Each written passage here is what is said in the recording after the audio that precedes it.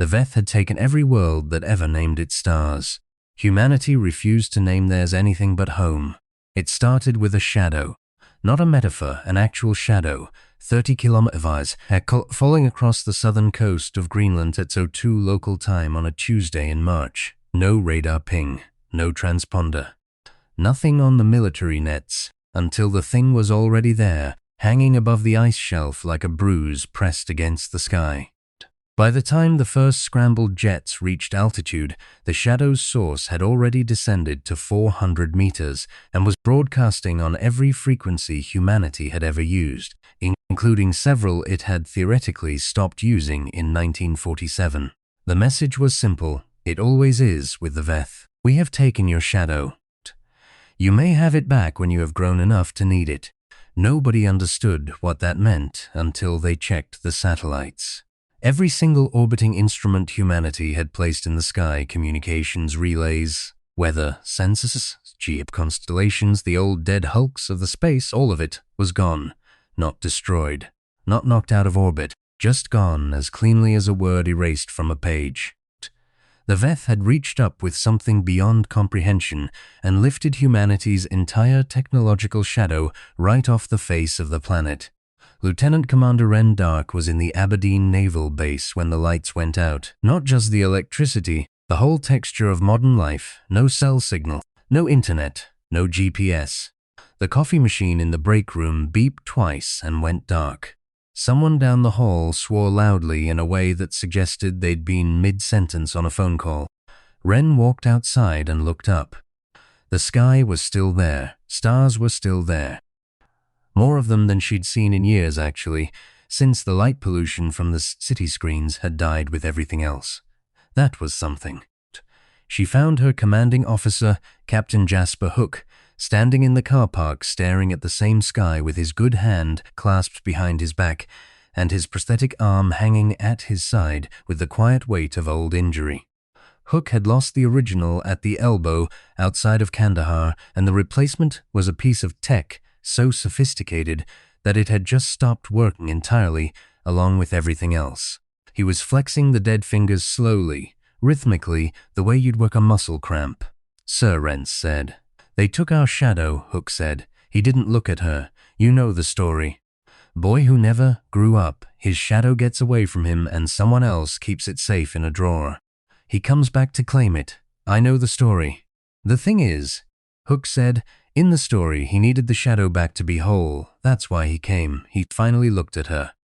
He had the kind of eyes that had stopped being surprised by the world some years ago, which was currently a useful quality. I don't think we need everything they took. I think we need to figure out what we actually are without it. That was the question nobody could stop asking in the weeks that followed, as the world reorganized itself around the absence. It turned out that humanity, stripped of its technological layer, was not helpless. It was loud, chaotic, occasionally violent about resource distribution, and deeply, stubbornly alive. Food networks collapsed and reformed through handwritten ledgers and bicycle couriers. Hospitals that had backup generators kept running. Farmers who still owned non-computerized equipment discovered they were suddenly very important people. Ham radio operators who had been a gentle hobby community of elderly enthusiasts became the global communications backbone overnight. The Veth watched all of this from their ship, which had settled into a slow orbit 200 kilometers up and done nothing else since the initial broadcast.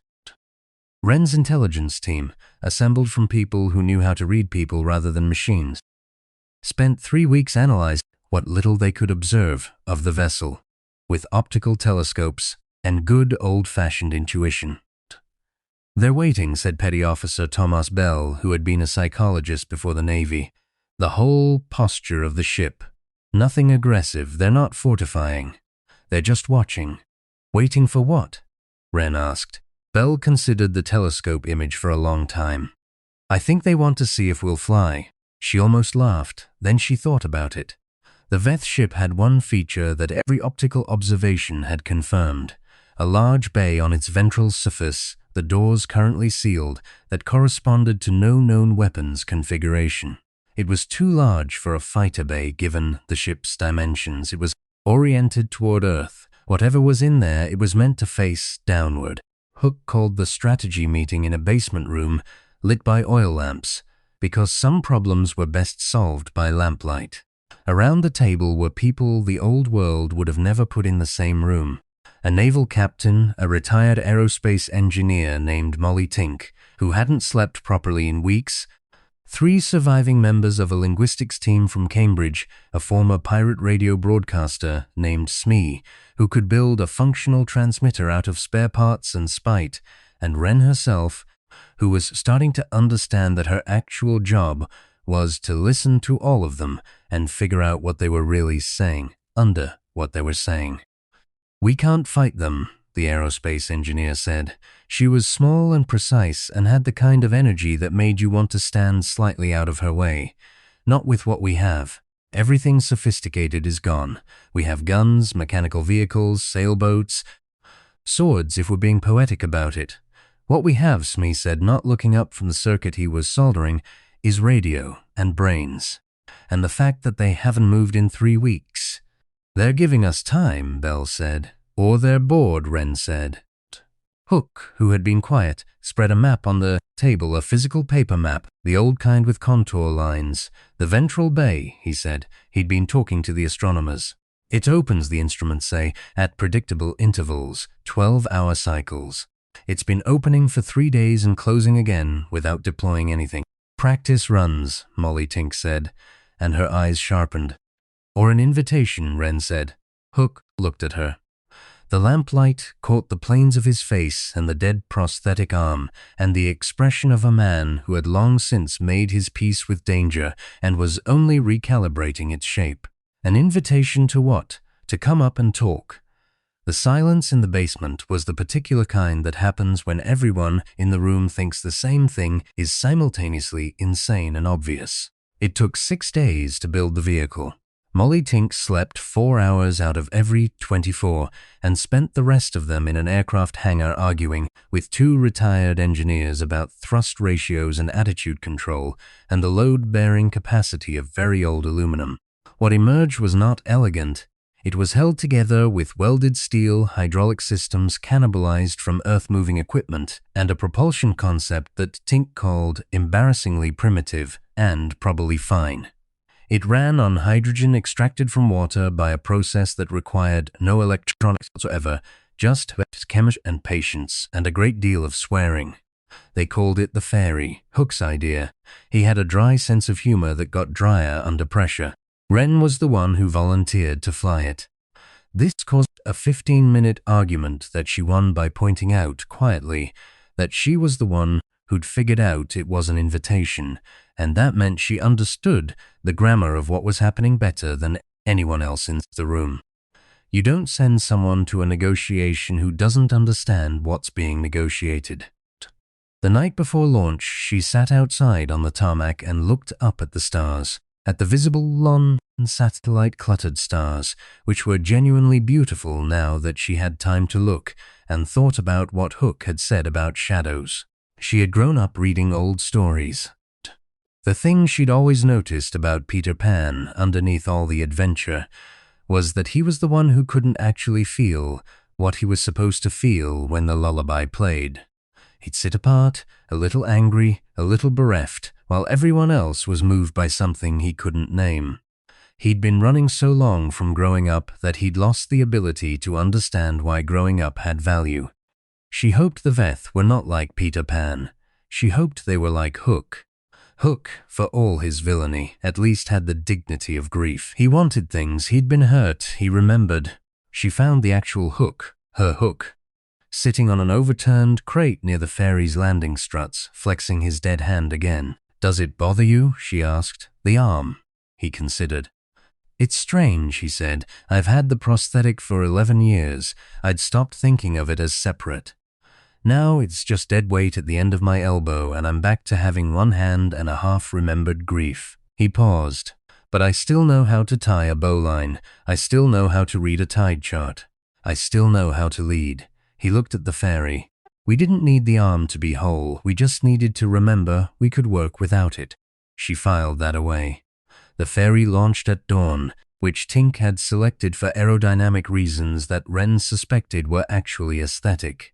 The sky went from gray to rose to pale blue above her as the vehicle climbed and the air thinned and the blue darkened and then went black all at once the way it always does, that hard edge where atmosphere surrenders to space, and there it was. The Veth ship, a thing of impossible geometry, its hull catching sunlight in colors that had no names in English. The ventral bay was open. Ren flew into it, the bay pressurized around her. Not to human-compatible atmosphere, to something slightly different, slightly wrong. A pressure that made her sinuses ache, and a chemical composition that was breathable but tasted like ozone and old stone. She left the ferry's hatch sealed and looked out through the viewport. They came to meet her.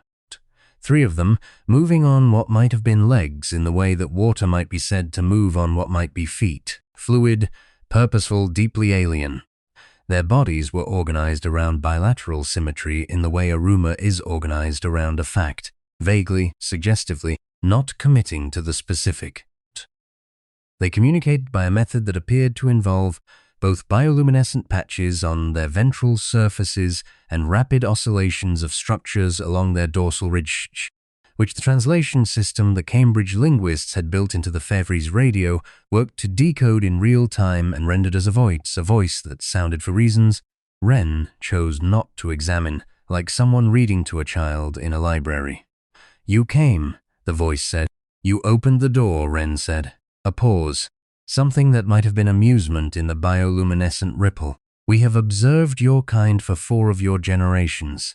We came when we calculated you were ready for the test." "What test?" "We removed your prosthetics, your scaffolding, the extensions you had built over your nature to make your nature larger than it is. We do this with every species at this stage of development. Most do not adapt. Most collapse or calcify. Either they destroy themselves in the chaos, or they submit to the loss and stop reaching." Ren thought about Hook's dead arm, about Smee's transmitter built from spite, about Molly Tink arguing about thrust ratios in lamplight while sleep-deprived, about the paper map on the table and the oil lamps and the ham radio operators who had apparently been waiting 40 years for the world to finally need them. "What do the ones who pass the test do?" she asked. "They build something to come and ask us that question." The silence stretched between them, which was a very human for silence to do. "I need to understand something," Ren said. "You've done this before, to other species.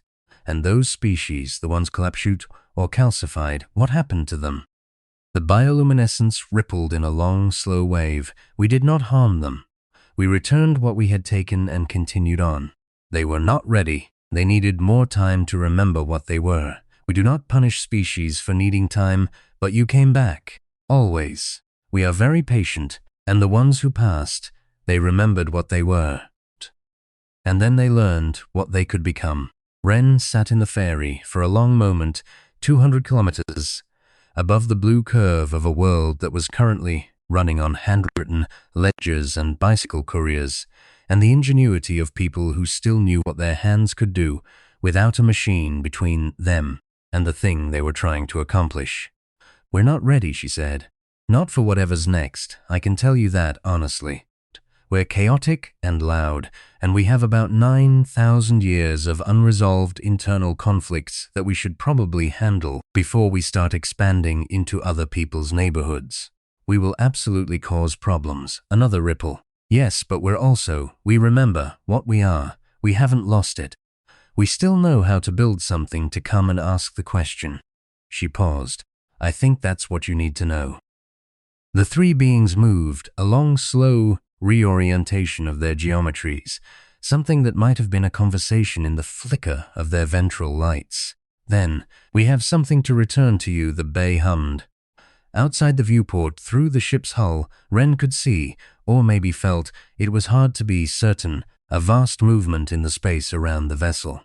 Something being released, like a breath held for too long. 2,000 kilometers above Earth's equator, humanity's technological infrastructure blinked back into existence. Not restored, improved. The satellites were where they'd been, but their systems were cleaner, faster, more efficient, stripped of obsolete code accumulated over decades of lazy maintenance. The Veth had apparently found the whole thing architecturally interesting and had taken the opportunity to fix several things they'd noticed while they had it. "Your shadow," the voice said, adjusted for better fit. Ren felt the fairy's systems come alive around her, all of them, including the communication link that connected her directly to Aberdeen. Hook's voice on the line, rough with something she suspected was relief trying to disguise itself as professionalism. "Dark, are you intact?" "More or less," she said. "The grid's back up." "Everything. Some things I don't recognize, but everything, I know. They fixed some things while they had it." A pause. "Fixed. Apparently they're very patient and found several things architecturally interesting." Another pause, longer. "Then, what did you tell them?" She looked out through the viewport at the three beings with their bioluminescent conversation and their alien patience and their 10,000 years of waiting for species to remember themselves. "The truth," she said, "that we're loud and chaotic and probably going to cause problems, but that we remember what we are." The line was quiet for a moment. Then Hook said, in the voice of a man who had spent 11 years relearning how to do things with one hand and not once stopped reaching, "That's enough. That's always been enough." She flew the fairy home through the northern side of the planet, the blue atmosphere rising to meet her, the old, beautiful, terrible, ordinary world spread out below, going about its business, arguing and building and grieving and laughing and remembering the way it always had, the way it always would. The Veth ship was gone when she landed. They had left something in low orbit, a small, precise object broadcasting on a frequency the Cambridge linguists identified as an address. A place to send a message when humanity was ready for the next question. Hook met her on the tarmac. He was flexing his prosthetic hand again, and this time it was moving. "Grid's up," he said. "Power's restoring across the board. Your arm is working," she said. He looked at it as if seeing it fresh, flexed the fingers, made a fist, and released it. He said. "So it is." Then he looked up at the sky where the Veth ship had been. "Think they'll be back?" "They said they're very patient." Hook nodded slowly. His face had the expression of a man reclassifying something from a problem into a project. "Better get to work then," he said. "Lot to sort out before the next visit." He turned and walked back toward the base, the prosthetic arm swinging at his side, with the easy confidence of something that had remembered its purpose. Ren stood on the tarmac a moment longer. Above her, in the blue morning sky, the second star to the right was just barely visible, the way stars are visible in daylight if you exactly where to look, and you're willing to stand still long enough to see it. She went inside. There was work to do.